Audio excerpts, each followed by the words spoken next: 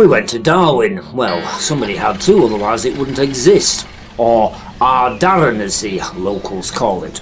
A small market town just south of Blackburn, officially classified as one of Blackburn's famous 4,000 holes. Etymologically, Darwen stems from the Welsh word dŵr, meaning oak tree. Why, I honestly couldn't say. The town stands on the similarly named River Darwen. Nobody ever said the locals were inventive. Gandhi paid a visit to Darwen back in 1931 during his tour of Lancashire cotton mills that had suffered during the Indian campaign for independence. Apparently the locals greeted him warmly, although he later admitted that he'd have preferred a week in Lanzarote. Probably. As well as the old Roman road marked on Ordnance Survey maps, the ominously named A666 predictably dubbed the highway to hell, and not just because it continues to the aforementioned Blackburn, runs through the centre of the town.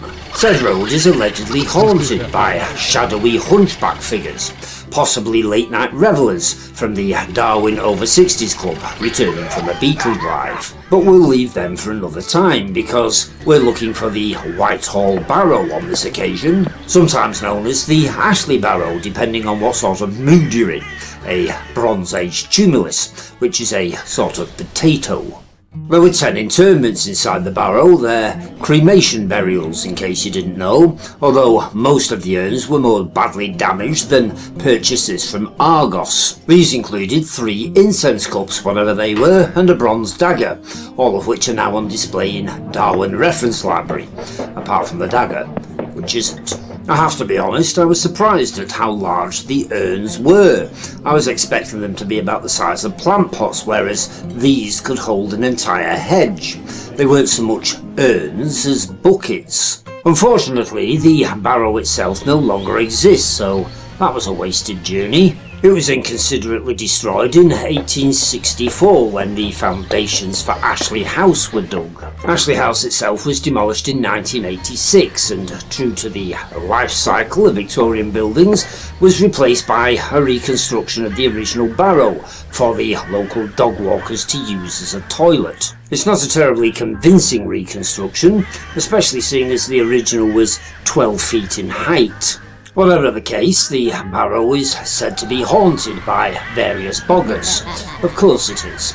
Children, for some strange reason that's probably fetishist, having to remove their shoes and socks and walk past it barefoot at night. We soon got bored of our replica barrow, so we headed off for nearby Darwen Tower instead. Built in 1897 to celebrate Queen Victoria's Diamond Jubilee. Whether she appreciated the effort or not, history doesn't record.